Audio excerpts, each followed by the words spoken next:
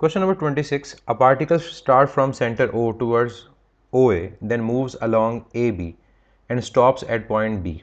If radius is 100 meter, then displacement of the particle is. अब question में कहता है particle start from centre O. एक particle centre O से अपनी मोशन स्टार्ट करता है और मूव करता है towards OA, means this path.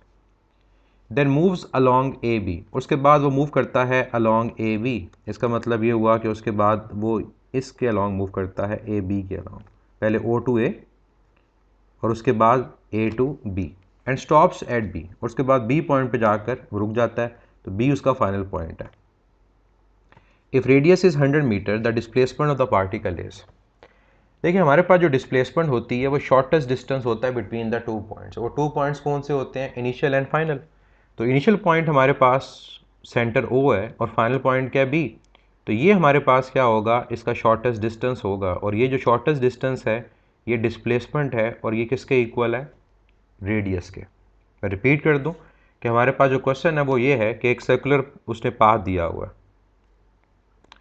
उस सर्कुलर पाथ में वो कहता है कि बॉडी अपनी मोशन को स्टार्ट करती है पॉइंट O से. पहले वो जाती है O से बॉडी A पर, उसके बाद वो जाती है A से B, ये पॉइंट B है, और B पर जाके रुक जाती है. अब डिस्प्लेसमेंट क्या होगी?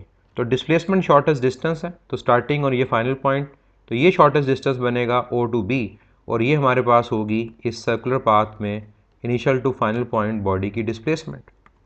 तो ये जो डिस्प्लेसमेंट है ये किसके इक्वल है? ये बेसिकली सर्कल के रेडियस के इक्वल है. और रेडियस हमें गिवन है यहाँ पर कितना? 100 मीटर. तो करेक्ट ऑप्शन हमारे पास यहाँ पर क्या होगी? अल्फ़ा. 26 का जो आंसर है वो अल्फ़ा. लेट से अगर हमें इस क्वेश्चन में वो ये डिस्टेंस फाइंड करने को कह देता कि फाइंड करें कि हमारे पास अगर बॉडी O पॉइंट से लेकर in the end B point पर आती है तो डिस्टेंस क्या होगा?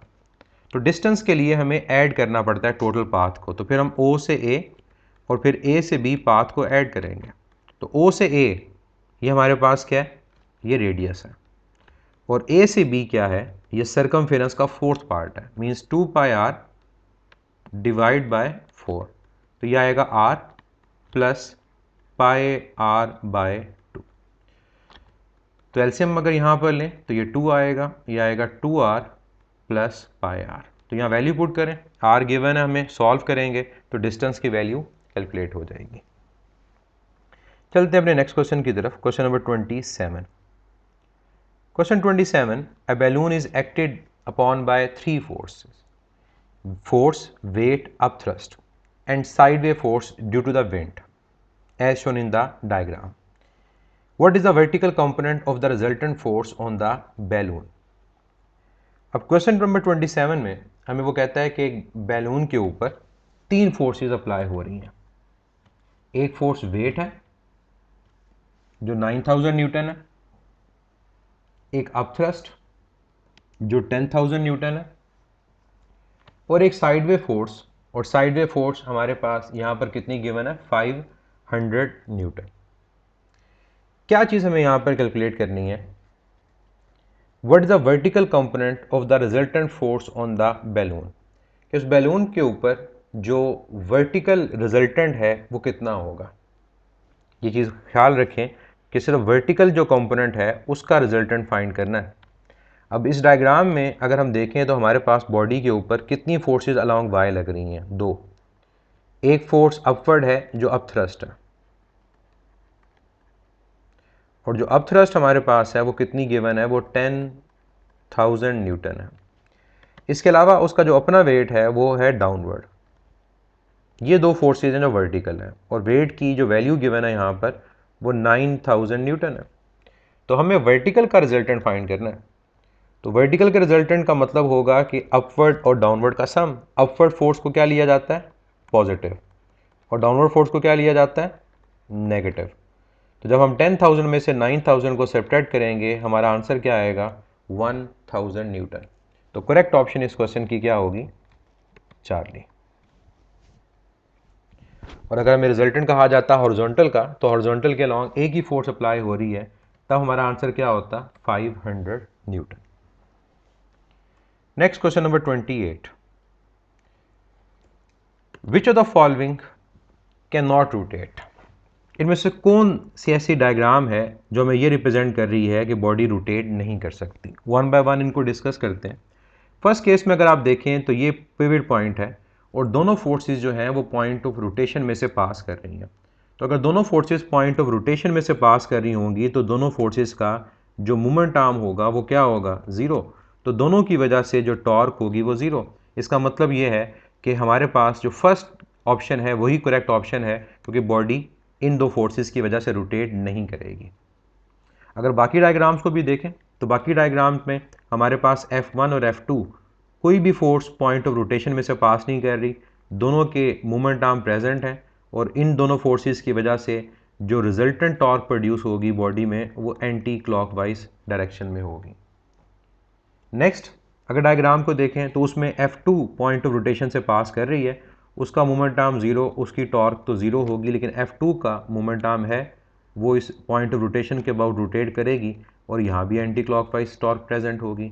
और लास्ट केस उसमें नज़र आ रहा है कि कोई भी फोर्स पॉइंट ऑफ रोटेशन में से पास नहीं कर रही, तो वहाँ पर भी रिजल्टेंट टॉर्क प्रोड्यूस होगी और वो रिजल्टेंट टॉर्क किस डायरेक्शन में होगी? That will be in clockwise direction. तो वाहिद जो हमारे पास डायग्राम जो ये बता रही है कि बॉडी रोटेट नहीं कर सकती वो कौन सी है? That is alpha. इसी तरह का मिलता जुलता एक क्वेश्चन हमारे एफएससी की बुक में एक शॉर्ट क्वेश्चन है, can a body rotate about its centre of gravity under the action of its own wait? कि क्या एक बॉडी अपने सेंटर ऑफ ग्रेविटी के अबाउट रोटेट कर सकती है अपने वेट की वजह से? तो याद रखिए कि सेंटर ऑफ ग्रेविटी ही वो पॉइंट होता है जहाँ पर बॉडी का वेट अपना ऐड कर रहा होता है। तो अगर वेट भी वहाँ पर ऐड कर रहा है वही पॉइंट ऑफ रोटेशन, तो line of action of force point of rotation में से पास कर रही है, हमारा मोमेंट आर्म क्या होगा? ज़ीरो। तो अपने वेट की वजह से सेंटर ऑफ ग्रेविटी के अबाउट जो टॉर्क होगी वो क्या होगी? ज़ीरो होगी।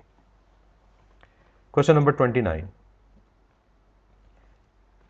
a force F is applied to a beam at distance d from pivot. The force at an angle theta to a line perpendicular to the beam. Which combination will cause the largest turning effect about the pivot?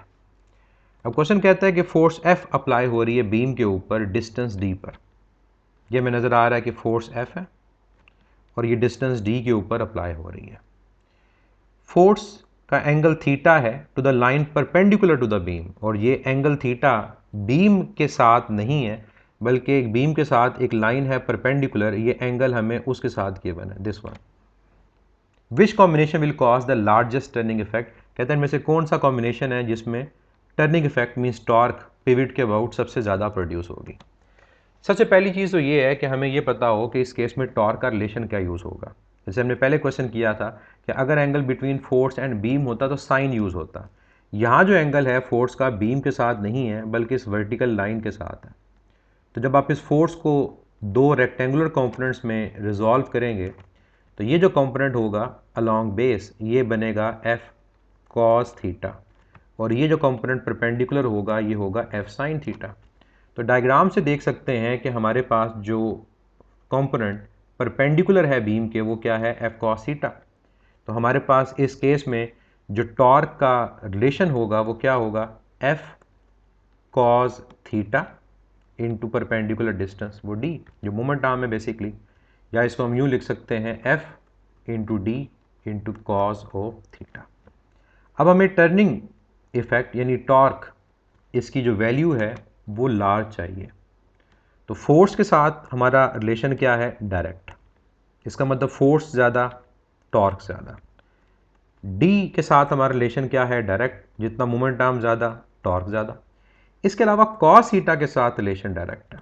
अगर तो sine theta होता तब तो हम simple कह देते कि हमारे पास जितनी थीटा की वैल्यू ज़्यादा है उतनी कॉस साइन थीटा की वैल्यू भी ज़्यादा, लेकिन ये कॉस थीटा है।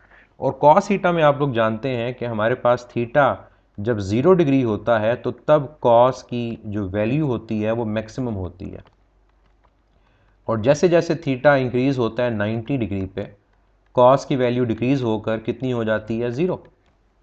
इसका मतलब ये हुआ कि टॉर्क का कॉस थीटा से रिलेशन तो डायरेक्ट है, लेकिन कॉस थीटा की जो वैल्यू होती है वो मैक्सिमम कब होती है? जब एंगल क्या होगा? 0।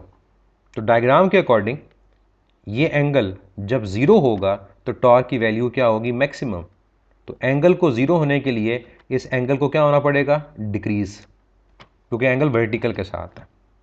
इसका मतलब ये हुआ कि हमारे पास जितनी थीटा की वैल्यू कम होगी उतनी कॉस थीटा की वैल्यू ज़्यादा होगी, और जितनी कॉस थीटा ज़्यादा उतनी टॉर्क की वैल्यू भी ज़्यादा। तो करेक्ट ऑप्शन होगी बीटा, कि force large, D large but theta small, क्योंकि थीटा स्मॉल होगा तो कॉस थीटा ज़्यादा होगा। Correct option is beta. और अगर हमारे फार्मूला में साइन होता तो फिर करेक्ट ऑप्शन अल्फा होती। फोर्स भी लार्ज, डी भी लार्ज और थीटा भी large. Question number 30। A force of 6 Newton acts on a mass of 1 kilogram which acquire velocity of 30 meter per second. The time for which the force act is. Statement में हमें कहता है कि force 6 Newton है जो apply हो रही है एक बॉडी पे जिसका मास 1 किलोग्राम है, और वो वेलोसिटी जो एक्वायर कर रहा है वो 30 मीटर पर सेकंड है। क्या फाइंड करना है हमने टाइम को फाइंड करना है। अब यहाँ पर जो हम रिलेशन यूज़ करेंगे फोर्स का, that is force is equal to rate of change of momentum. तो यहाँ से टाइम की कैलकुलेशन के लिए टाइम किसके इक्वल आ जाएगा, change in momentum divide by force. अब मोमेंटम का चेंज इक्वल होगा mass into change in velocity. अब वैल्यूज पुट कर दें। अब यहाँ पर हमारे पास जो मास की वैल्यू है वो 1 है, वेलोसिटी जो एक्वायर हुई मीन्स ओवरऑल वेलोसिटी का जो चेंज है वो कितना है, दैट इज़ 30, और जो फोर्स हमें यहाँ पर गिवन है वो 6। तो 30 डिवाइड बाय 6 हमारा आंसर क्या आएगा, 5 सेकेंड। तो correct option is beta. Next question. A vehicle with front wheel drive accelerate in the direction shown. Which diagram best show the direction of total force exerted by the rod on the front wheel? अब question number 31 में हमें वो ये कहता है कि एक vehicle का जो फ्रंट व्हील है वो उसको एक्सेलेरेट करवाता है, और किस डायरेक्शन में, फॉरवर्ड डायरेक्शन में। ये डायरेक्शन मेंशन है। तो कौन सी डायग्राम इन चार ऑप्शन में से हमें टोटल फोर्स के बारे में बताएगी जो रोड अप्लाई कर रहा है किसके ऊपर, फ्रंट व्हील के ऊपर। अब हमें यह देखना है कि हमारे पास ओवरऑल कितनी फोर्सेस जो हैं वो व्हील के ऊपर अप्लाई हो रही हैं, क्योंकि हमें फोर्स फाइंड करनी है बाय द रोड। अगर तो व्हीकल की बात करें तो व्हीकल का वेट डाउनवर्ड है, लेकिन वो व्हीकल फोर्स अप्लाई कर रहा है, हमें बाय द रोड फाइंड करनी है। तो अगर हमारे पास ये वो व्हीकल है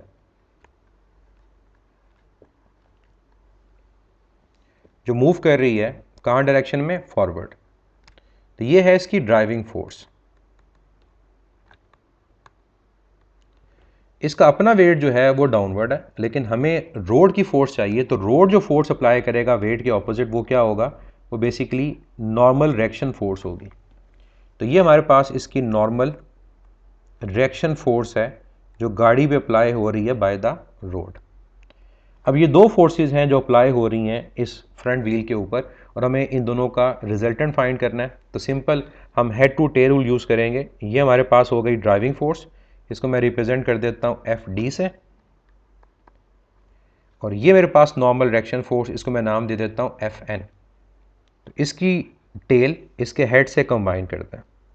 तो हेड टू टेल रूल से जब दोनों को ऐड करेंगे तो हमारे पास फर्स्ट वेक्टर की टेल से सेकंड वेक्टर के हेड तक ये इन दोनों की रिजल्टेंट फोर्स आएगी। तो इस डायग्राम के अकॉर्डिंग हमारे पास कौन सी ऑप्शन करेक्ट है, दैट इज अल्फा, कि ये वो रिजल्टेंट फोर्स है जो रोड अप्लाई करेगा टायर पे। किन दो फोर्सेस की वजह से, नॉर्मल रिएक्शन फोर्स और ड्राइविंग फोर्स की वजह से। और इवन अगर हम फ्रिक्शन को भी अज्यूम कर लेते हैं तो फ्रिक्शन और जो ड्राइविंग फोर्स होगी उनका रिजल्टेंट आएगा और वो फॉरवर्ड ही आएगा, तब भी हमारा आंसर क्या बनेगा, वो अल्फा ही बनेगा। The diagram shows a cord sporting a picture. Which of the graph shown in the figure correctly represents the relationship between the tension in the cord and the angle theta? हमारे पास जो question है इससे related हमने question discuss किया था lecture में भी। कहता है कि हमारे पास एक पिक्चर को कॉर्ड से सपोर्ट किया हुआ है, ये स्ट्रिंग्स हमारे पास हैं, इनसे उसको सपोर्ट किया हुआ है। तो कौन सा ग्राफ हमें करेक्ट रिलेशन बताएगा जो कॉर्ड में यानी स्ट्रिंग में टेंशन है और जो एंगल थीटा क्या है, जो कॉर्ड का उस पिक्चर के हॉरिजॉन्टल सरफेस से बन रहा है। डायरेक्ट अगर मैं इसका आंसर देना चाहूँ तो हमें पता है कि जो एंगल थीटा है और जो स्ट्रिंग्स के अंदर टेंशन होती है, इन दोनों के दरमियान जो रिलेशन है वो इन्वर्स है। हमारे पास जितना जो एंगल होगा वो स्मॉल होगा विद द हॉरिजॉन्टल, उतनी स्ट्रिंग के अंदर कॉर्ड में टेंशन ज़्यादा होगी, और जितनी टेंशन ज़्यादा होगी उतना उसके ब्रेक होने के चांसेस भी ज़्यादा होंगे। मीन्स अगर ये एंगल हमारे पास 30 डिग्री है तो 30 डिग्री पे टेंशन ज़्यादा होगी एज़ कम्पेयर टू 45 एंड 60। और सबसे कम जो टेंशन होती है, ये हमारी एफएससी की बुक में एक शॉर्ट क्वेश्चन भी था, वो तब होती है जब हमारे पास स्ट्रिंग्स को वर्टिकली अरेंज किया जाए। तो जब स्ट्रिंग्स को वर्टिकली अरेंज करेंगे तो उस केस में टेंशन मिनिमम होगी किसके इक्वल, वेट के हाफ के। अगर मैं इस डायग्राम के अकॉर्डिंग अप्लाई करता हूँ sum of all the forces along Y zero, तो अपवर्ड दो फोर्सेज हैं 2t, डाउनवर्ड क्या है वेट, तो एक स्ट्रिंग के अंदर जो टेंशन होगी वो वेट का हाफ होगी। लेकिन अगर मैं ज्यूम कर लूँ कि मेरे पास ये जो एंगल है ये 90 डिग्री नहीं है, ये एंगल थीटा है, और थीटा लेट से मैं यहाँ पर अज्यूम कर लेता हूँ कि कितना एंगल है, दैट इज़ 30 डिग्री। तो 30 डिग्री के मुताबिक अगर मैं इसको रिजॉल्व करता हूँ तो दोनों टेंशन के जो कंपोनेंट्स आएंगे हमारे पास, ये आएगा टी कॉस थीटा या कॉस 30, और ये परपेंडिकुलर आएगा, ये आएगा टी साइन 30।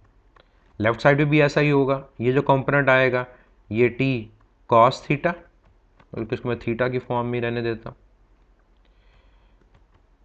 और जो परपेंडिकुलर कंपोनेंट आएगा दूसरे के लिए भी वो भी क्या आएगा, टी साइन थीटा। तो अगर यहाँ मैं अप्लाई करता हूँ summation of forces along Y zero, तो दो कंपोनेंट अपवर्ड है, यह आएगा 2t साइन थीटा, और वेट कहाँ है, डाउनवर्ड है।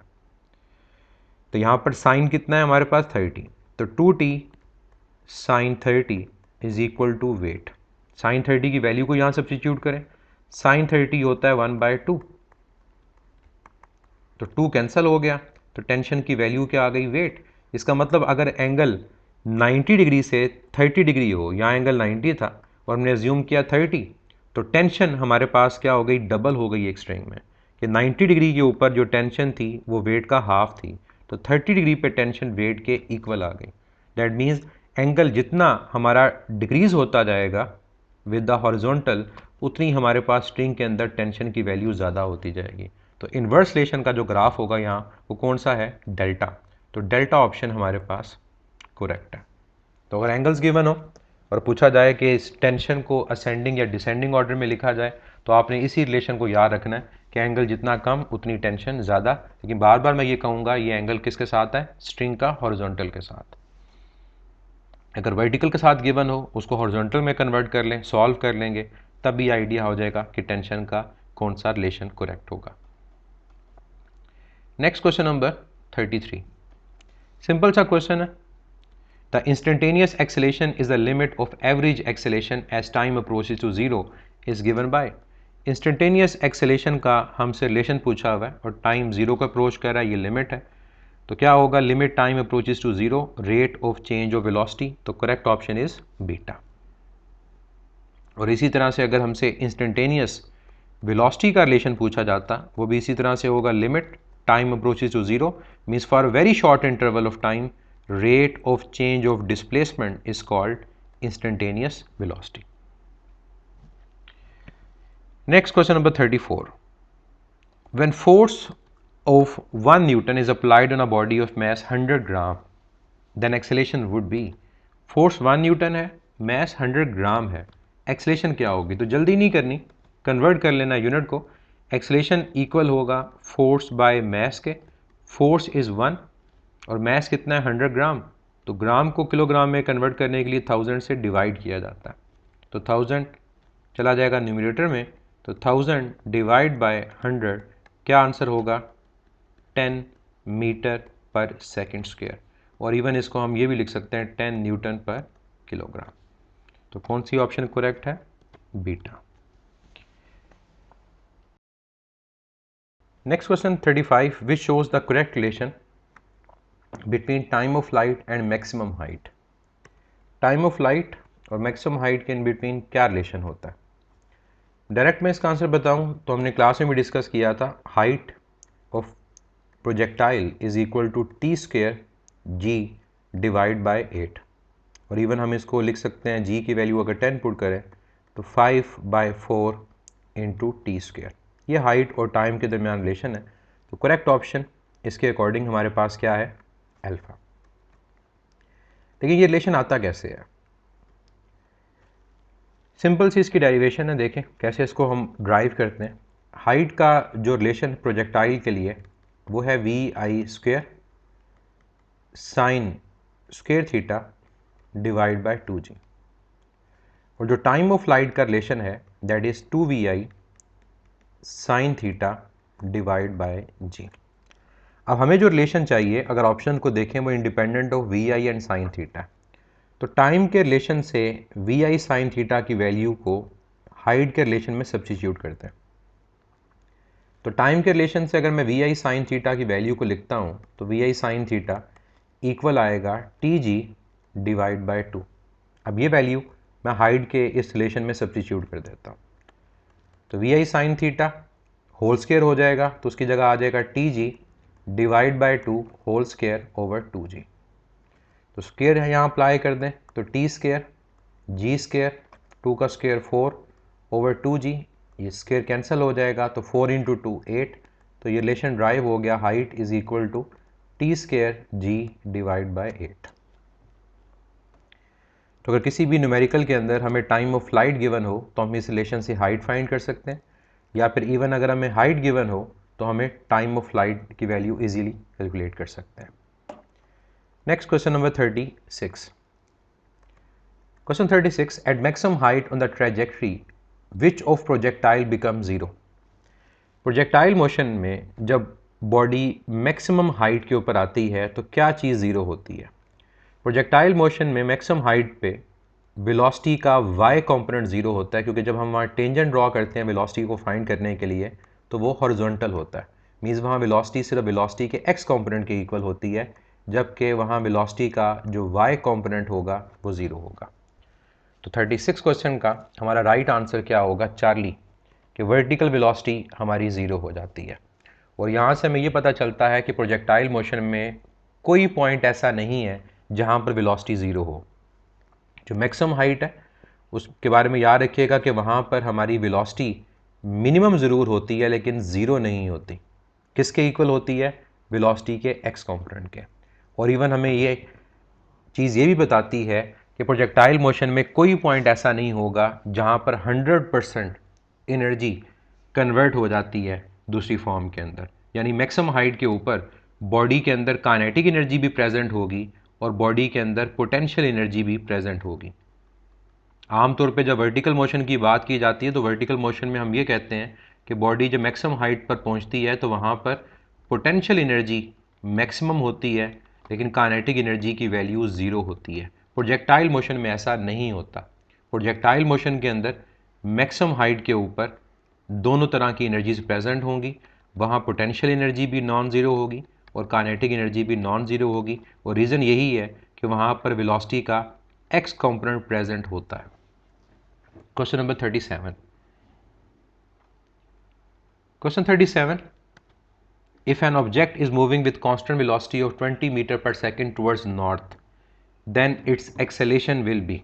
बड़ी सिंपल सी स्टेटमेंट है कि ऑब्जेक्ट जो है वो कांस्टेंट वेलोसिटी से मूव कर रहा है तो उसकी एक्सेलेरेशन क्या होगी। अगर बॉडी की वेलोसिटी कांस्टेंट हो, चाहे जो मर्जी उसकी डायरेक्शन है, तो चेंज इन वेलोसिटी ज़ीरो, तो एक्सेलेरेशन क्या होगी, ज़ीरो। इसलिए correct option delta. Next question number 38। A mass of 10 kilogram moves with an acceleration of 10 meter per second square. The force on it is। mass हमें given है 10 kilogram, acceleration given है 10 metre पर second square. क्या find करनी है, force की value. तो force is equal to mass time acceleration, तो mass भी 10, acceleration भी 10। यूनिट का ख्याल रखिएगा, ऐसे इजी क्वेश्चन में यूनिट के पॉइंट ऑफ व्यू से वो कंफ्यूज करता है, तो आंसर यहाँ पर आएगा 100 newton. Correct option Charlie. Question number 39, time taken by a projectile to reach maximum height is. हमें टाइम फाइंड करना है जब प्रोजेक्टाइल मैक्सिमम हाइट को अटेन करता है। देखिए प्रोजेक्टाइल मोशन में जो टाइम ऑफ फ्लाइट का रिलेशन होता है कि पॉइंट ऑफ प्रोजेक्शन से लेकर जो लैंडिंग पॉइंट है वहाँ तक अगर हम टाइम को फाइंड करें तो जो टोटल टाइम हमारे पास that is 2vi sine theta divide by g. लेकिन हमें ये कहा गया है कि मैक्सिमम हाइट तक पहुँचने का टाइम कितना होगा। तो मैक्सिमम हाइट तक पहुँचने का टाइम पूछा जाए या ये कहा जाए कि जब रेंज हाफ होगी टोटल के, एक ही बात है। दोनों केसेस में अगर यहाँ पर टाइम को फाइंड करना है तो क्या करना पड़ेगा, हमें टोटल टाइम को 2 से डिवाइड करना पड़ेगा। तो टोटल टाइम का रिलेशन हमारे पास है, उसको 2 से डिवाइड कर दें तो 2vi sine theta divide by g divide by 2 cancel, तो रिजल्ट होगा vi sine theta divide by g. और इवन हम इसको यूँ भी लिख सकते हैं vi ओवर जी। तो करेक्ट ऑप्शन हमारे पास क्या है, Charlie. Next question number 40, two projectiles are projected at angle of 20 degree and 70 degree with same velocity, which one have longer range. दो प्रोजेक्टाइल्स हैं, दोनों को थ्रो किया सेम वेलोसिटी के साथ, एक को 20 डिग्री और एक को 70 डिग्री। तो पूछता है किसकी रेंज ज़्यादा होगी। हमने एक कंडीशन पढ़ी थी और वो ये थी कि अगर दो एंगल्स का सम 90 डिग्री हो तो इन दोनों एंगल्स के ऊपर हमारे पास जो रेंज होती है वो इक्वल होती है। तो अगर यहाँ मैं एंगल्स को देखता हूँ 20 डिग्री और 70 डिग्री, तो इनका सम क्या है 90 डिग्री। इसका मतलब क्या होगा कि 20 डिग्री पर और 70 डिग्री पर हमारी जो रेंज की वैल्यू होगी वो इक्वल होगी। तो इसका मतलब हमारे पास आंसर क्या है, Charlie, both have same range. Next question number 41, the path followed by the projectile is known as it's.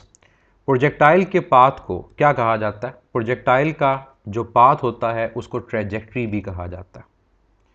और हम ये भी जानते हैं कि प्रोजेक्टाइल की जो ट्रेजेक्ट्री है या पाथ है वो क्या शेप है, ये कॉनिकल शेप है और इस कॉनिकल शेप को पैराबोला कहा जाता है। तो हम इसको पैराबोलिक पाथ भी कह सकते हैं, इसके अलावा हम इसको पैराबोलिक ट्रेजेक्ट्री भी कह सकते हैं। Question number 42, the graph relates to the motion of a falling body, which is correct description of the graph. अब यहां पर कहते हैं ये जो ग्राफ है ये हमारे पास एक फॉलिंग बॉडी की मोशन को रिप्रेजेंट करता है। तो ये ग्राफ क्या चीज डिस्क्राइब करता है, one by one in options को हम देखते हैं। फर्स्ट ऑप्शन हमारे पास कहती है कि y is distance and a resistance is negligible, कि जो y है ये डिस्टेंस है। अब डिस्टेंस के लिए क्या ये ग्राफ हमारे पास करेक्ट होगा, तो हम जानते हैं कि जब बॉडी मूव कर रही होती है डाउनवर्ड, क्योंकि फॉलिंग बॉडी है तो उसकी वेलोसिटी या स्पीड इंक्रीज कर रही होती है। अब अगर तो ये ग्राफ डिस्टेंस और टाइम का है तो डिस्टेंस टाइम ग्राफ की स्लोप स्पीड है, तो उसमें होना ये चाहिए कि हमारे पास जब बॉडी को ड्रॉप किया वहाँ वेलोसिटी ज़ीरो, और जब बॉडी ग्राउंड के पास पहुँचेगी तो उसकी वेलोसिटी क्या होगी, मैक्सिमम। लेकिन यहाँ ये रिवर्स है, यहाँ शुरू में स्लोप मैक्सिमम है और बाद में जाकर स्लोप ज़ीरो हो गई। इसका मतलब ये ग्राफ डिस्टेंस और टाइम का नहीं है। सेकंड कहता है beta y is distance and a resistance is not negligible, ये भी गलत होगा क्योंकि a रेजिस्टेंस के निगलेक्ट करने से भी हमारा ग्राफ रिवर्स नहीं हो सकता कि पहले स्लोप मैक्सिमम हो और बाद में मिनिमम हो। थर्ड कहता है y is speed and a resistance is negligible. देखिए अगर तो हमारे पास ये y स्पीड है तो स्पीड के बारे में हमने ये कहा कि स्पीड इंक्रीज कर रही है, लेकिन ओवरऑल जो एक्सेलेरेशन है वो क्या रह रही है, कांस्टेंट। इसका मतलब ये है कि अगर ये ग्राफ स्पीड और टाइम का होगा तो ग्राफ स्ट्रेट लाइन होगा अपवर्ड,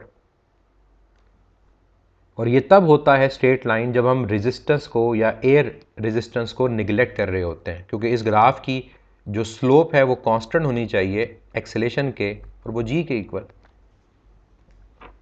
लेकिन ग्राफ स्ट्रेट लाइन नहीं है, इसका मतलब ये ऑप्शन भी इनकरेक्ट है।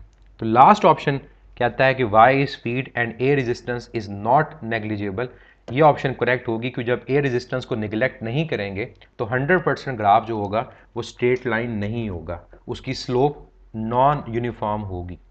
तो करेक्ट ऑप्शन इसलिए क्या है, delta, y speed and a resistance is not negligible.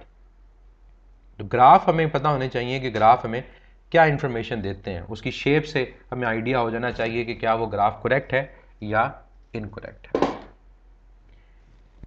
Next question number 43, which graph represents the motion of car that is travelling along a straight road with uniformly increasing speed.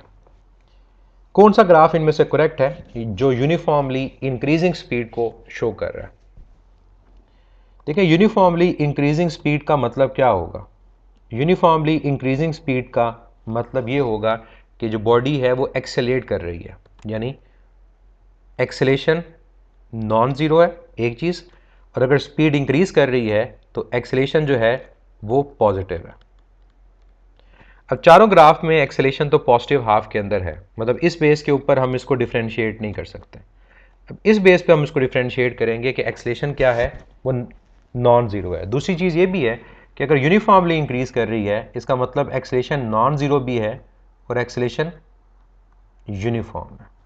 तो correct option यहाँ जो बनती है वो alpha बनती है, क्योंकि alpha graph ये रिप्रेजेंट कर रहा है कि through out the motion acceleration की जो वैल्यू है वो क्या है, कांस्टेंट है और यूनिफॉर्म है। तो करेक्ट ऑप्शन इज अल्फा। अगर बाकी ग्राफ्स को देखा जाए तो जो बीटा ग्राफ है वो डिस्प्लेसमेंट टाइम को शो कर रहा है, और ये डिस्प्लेसमेंट टाइम ग्राफ क्या रिप्रेजेंट कर रहा है कि डिस्प्लेसमेंट इज इंक्रीजिंग यूनिफॉर्मली। अगर डिस्प्लेसमेंट यूनिफॉर्मली इंक्रीज करे तो वेलोसिटी यूनिफॉर्म होती है, और वेलोसिटी अगर यूनिफॉर्म हो तो एक्सेलेरेशन जीरो होती है। तो ये तो इनकरेक्ट हुआ। चार्ली ऑप्शन ये रिप्रेजेंट कर रही है कि एक्सेलेरेशन यूनिफॉर्मली इंक्रीज कर रही है, जबकि क्वेश्चन क्या था कि स्पीड यूनिफॉर्मली इंक्रीज कर रही है। लेकिन अगर ये ग्राफ एक्सेलेरेशन की जगह स्पीड और टाइम का होता और शेप यही होती तो ये ग्राफ करेक्ट होता, क्योंकि तब ये ग्राफ रिप्रेजेंट करता यूनिफॉर्म एक्सेलेरेशन को। और लास्ट वैसे ही इनकरेक्ट है कि डिस्प्लेसमेंट अगर कांस्टेंट, इसके अंदर डिस्प्लेसमेंट चेंज नहीं हो रही, तो वेलोसिटी की वैल्यू जीरो है, एक्सेलेरेशन की वैल्यू जीरो है। तो correct option is only alpha. Next question number 44, when force of 1 Newton is applied on a body of mass 100 gram, the acceleration would be। ये क्वेश्चन रिपीट हो रहा है, force 1 Newton, mess 100 ग्राम, acceleration को find करना है।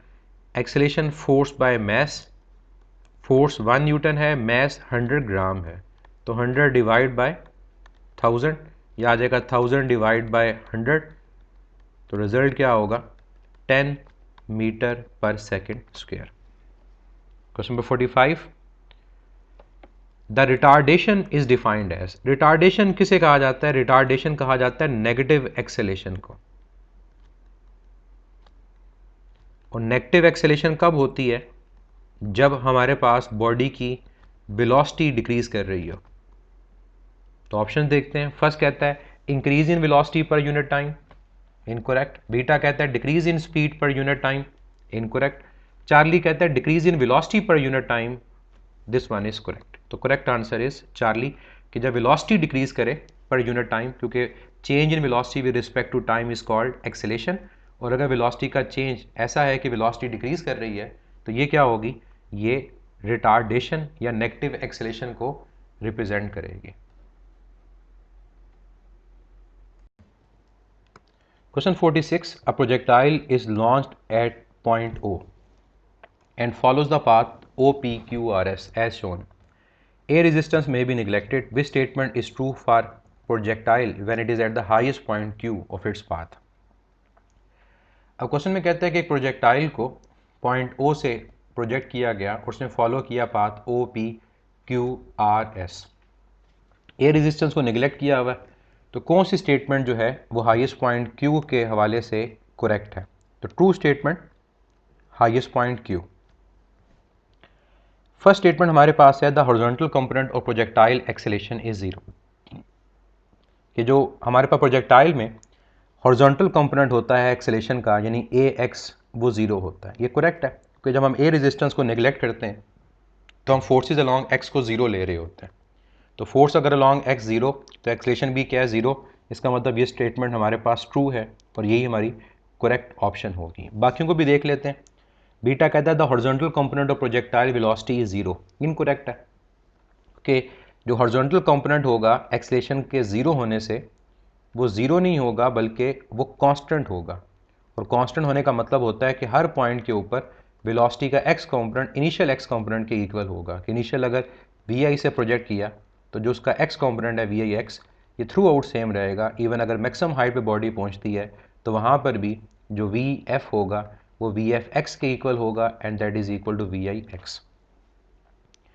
फिर next वो कहते हैं the kinetic energy of projectile is zero. Maximum height जो पॉइंट क्यू है वहाँ पर काइनेटिक एनर्जी ज़ीरो नहीं हो सकती। तो ये स्टेटमेंट भी हमारे पास फॉल्स होगी क्योंकि मैक्सिमम हाइट पे वेलोसिटी ज़ीरो नहीं है, वेलोसिटी एक्स कंपोनेंट के इक्वल है। तो मैक्सिमम हाइट पे अगर हमें काइनेटिक एनर्जी को कैलकुलेट करना हो तो क्या करेंगे, हम इनिशियल काइनेटिक एनर्जी वो उसके साथ कॉस स्क्वायर थीटा ले लेंगे। या फिर आप ये कह सकते हैं कि हाफ एम और जो वेलोसिटी होगी वो वेलोसिटी के एक्स कंपोनेंट का स्क्वायर लिया जाएगा, तो ये नॉन ज़ीरो होगी। Next the momentum of projectile is zero. अगर मैक्सिमम हाइट के ऊपर हमारे पास काइनेटिक एनर्जी ज़ीरो नहीं है तो मोमेंटम भी ज़ीरो नहीं होगा। या मैं इन शॉर्टकट्स का जिक्र कर दूं कि मैक्सिमम हाइट के ऊपर अगर आपको काइनेटिक एनर्जी को कैलकुलेट करना है तो इनिशियल काइनेटिक एनर्जी को कॉस स्क्वायर थीटा से मल्टीप्लाई कर दें। या अगर डाटा मैस की फॉर्म में है तो हाफ एम और वेलोसिटी का जो एक्स कंपोनेंट गिवन होगा उसका स्क्वायर ले लें। सिमिलरली मोमेंटम भी कि अगर हाईएस्ट पॉइंट पे फाइंड करना हो तो इनिशियल मोमेंटम के साथ कॉस स्क्वायर थीटा, या फिर आप कह सकते हैं कि मैस के साथ वेलोसिटी के एक्स कंपोनेंट को मल्टीप्लाई कर दें। सॉरी, मोमेंटम में स्क्वायर नहीं आएगा। Next question number 47। Question 47, two equal masses travel towards each other on a frictionless air track at speed 60 centimeter per second and 30 centimeter per second. They stick together on impact. What is the speed of masses after the impact? Question में कहता है कि दो हमारे पास equal message हैं जो travel कर रहे हैं एक फ्रिक्शनलेस एयर ट्रैक के ऊपर। कितनी स्पीड से? एक की 60 सेंटीमीटर पर सेकंड है और दूसरे की 30 सेंटीमीटर पर सेकंड है। और नज़र आ रहा है कि दोनों की डायरेक्शन क्या ऑपोजिट। इसका मतलब अगर हम 60 सेंटीमीटर पर सेकंड को पॉजिटिव लेंगे तो 30 सेंटीमीटर पर सेकंड को नेगेटिव। फिर कहते हैं the stick together on impact. जब वो आपस में कोलाइड करते हैं, उनका इम्पैक्ट होता है तो आपस में स्टिक कर जाते हैं। What is the speed of message after the impact? Impact के बाद उनकी स्पीड क्या होगी? अगर तो आपस में कंबाइन हो गए हैं तो उनकी स्पीड कॉमन होगी, सेम होगी।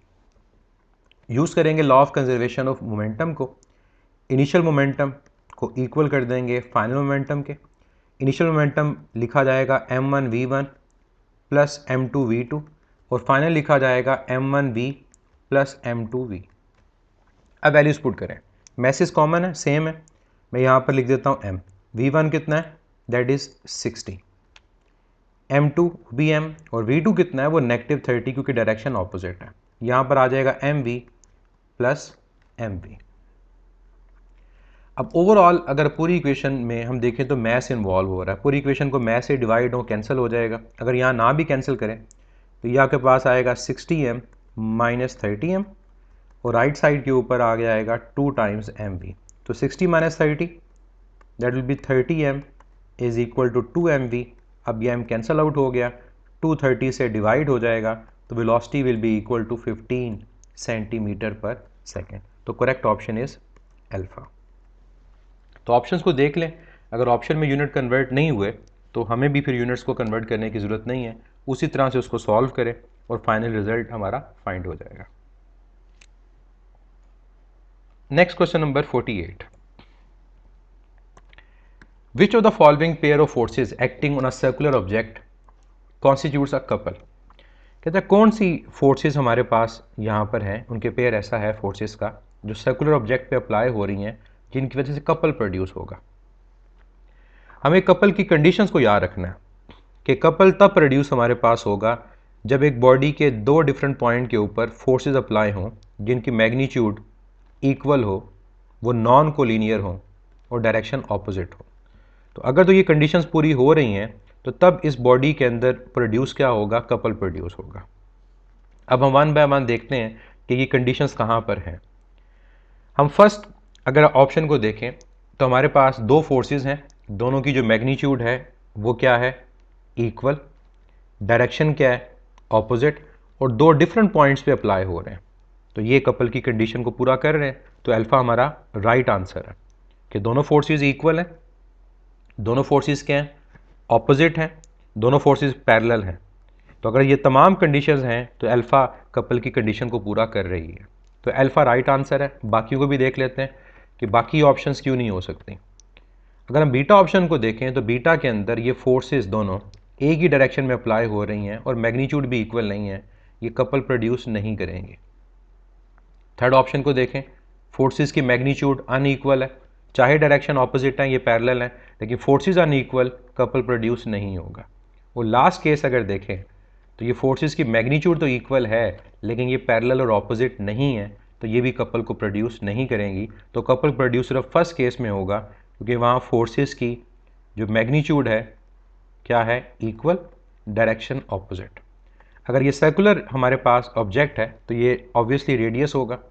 तो अगर कपल का यहाँ फार्मूला लिखा जाए तो either of the two force into couple arm, तो फोर्स कितनी है, F, और कपल आर्म होता है दोनों फोर्सेस के दरमियान परपेंडिकुलर डिस्टेंस, और वो किसके इक्वल है, R के। तो कपल का फार्मूला इस केस में होगा F into R। Question number 49, A particle is moving in a straight line with uniform acceleration. Which graph represents the motion of particle? हमारे पास बॉडी स्ट्रेट लाइन में move कर रही है और उसकी यूनिफॉर्म यानी कांस्टेंट एक्सेलेरेशन है। कौन सा ग्राफ करेक्ट होगा? अब वन बाय वन तमाम ग्राफ्स को देखते हैं। फर्स्ट ग्राफ डिस्टेंस कांस्टेंट है। अगर डिस्टेंस कांस्टेंट है इसका मतलब क्या हुआ, स्लोप ज़ीरो, हमारी स्पीड ज़ीरो, एक्सेलेरेशन ज़ीरो। तो ये ग्राफ पॉसिबल नहीं। बीटा की तरफ आए, बीटा कह रहा है कि वेलोसिटी कांस्टेंट है। बीटा में वेलोसिटी नॉन ज़ीरो है लेकिन वेलोसिटी कांस्टेंट है, change in velocity zero, acceleration zero. हम यूँ भी कह सकते हैं कि ग्राफ की जो स्लोप ज़ीरो है, वेलोसिटी टाइम ग्राफ की स्लोप ज़ीरो, तो एक्सेलेरेशन ज़ीरो। ये भी ऑप्शन नहीं है। चार्ली ग्राफ हमारे पास करेक्ट है क्योंकि ये ग्राफ है वेलोसिटी का और टाइम का, और इस ग्राफ में हम देख सकते हैं कि वेलोसिटी टाइम ग्राफ की जो स्लोप है वो यूनिफॉर्म है। वेलोसिटी यूनिफॉर्मली इंक्रीज कर रही है और स्लोप अगर यूनिफॉर्म है तो स्लोप किसके इक्वल है, एक्सेलेरेशन के। तो ये ग्राफ ये रिप्रेजेंट करेगा कि यूनिफॉर्म एक्सेलेरेशन है। तो करेक्ट ऑप्शन इज चार्ली। अगर डेल्टा को भी देखें तो डेल्टा ग्राफ एक्सेलेरेशन टाइम का है, ये ग्राफ यूनिफॉर्म स्लोप तो रिप्रेजेंट कर रहा है लेकिन ये ग्राफ यूनिफॉर्म एक्सेलेरेशन को रिप्रेजेंट नहीं कर रहा, बल्कि क्या रिप्रेजेंट कर रहा है, ये यूनिफॉर्मली इंक्रीजिंग एक्सेलेरेशन को रिप्रेजेंट कर रहा है। तो आपको दोनों का डिफरेंस पता होना चाहिए कि यूनिफॉर्मली इंक्रीजिंग एक्सेलेरेशन का मतलब ये कि एक्सेलेरेशन की मैग्नीट्यूड यूनिफॉर्मली बढ़ रही है, और यूनिफॉर्म एक्सेलेरेशन का मतलब है कि थ्रू आउट द मोशन उसकी वैल्यू कांस्टेंट रह रही है, ना बढ़ रही है ना कम हो रही है। तो अगर मैं यूनिफॉर्म एक्सेलेरेशन का ग्राफ ड्रॉ करता हूँ एक्सेलेरेशन टाइम का, तो वो कुछ इस शेप का होगा कि कांस्टेंट एक्सेलेरेशन है। लास्ट क्वेश्चन इस टेस्ट का, question number 50, Which is the statement of principle of conservation of momentum? Question हमें ये कह रहा है कि कौन सी स्टेटमेंट हमारे पास principle of conservation of momentum की है। First option, a force is equal to the rate of change of momentum of the body upon which it acts. Incorrect है क्योंकि ये तो बेसिकली सेकेंड लॉ की स्टेटमेंट है कि force rate of change of momentum के equal है। Second option, in a perfectly elastic collision the relative momentum of the bodies before impact is equal to relative momentum after impact। ये भी incorrect है, और इसमें गलत चीज़ क्या है, यहाँ मोमेंटम नहीं आएगा, यहाँ वेलोसिटी आएगी।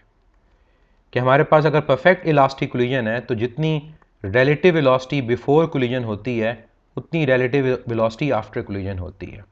Third, the momentum of the body is the product of mass and its velocity. ये सिंपल मोमेंटम का फार्मूला है कि मोमेंटम मैस और वेलोसिटी के इक्वल है, लेकिन ये law of conservation of momentum की स्टेटमेंट नहीं है। Last option, the total momentum of the system of interacting bodies remain constant providing no external force acts. ये स्टेटमेंट हमारे पास law of conservation of momentum की है और ये बताती है कि अगर हमारे पास सिस्टम में बॉडीज़ इंटरेक्ट कर रही हैं और किसी भी तरह की एक्सटर्नल फोर्स अप्लाई नहीं हो रही, यानी सिस्टम जो है वो आइसोलेटेड है, तो ऐसे सिस्टम के अंदर जितना हमारा मोमेंटम इनिशियल होगा उतना मोमेंटम फाइनल होगा, या ओवरऑल सिस्टम में मोमेंटम का चेंज ज़ीरो के इक्वल होगा।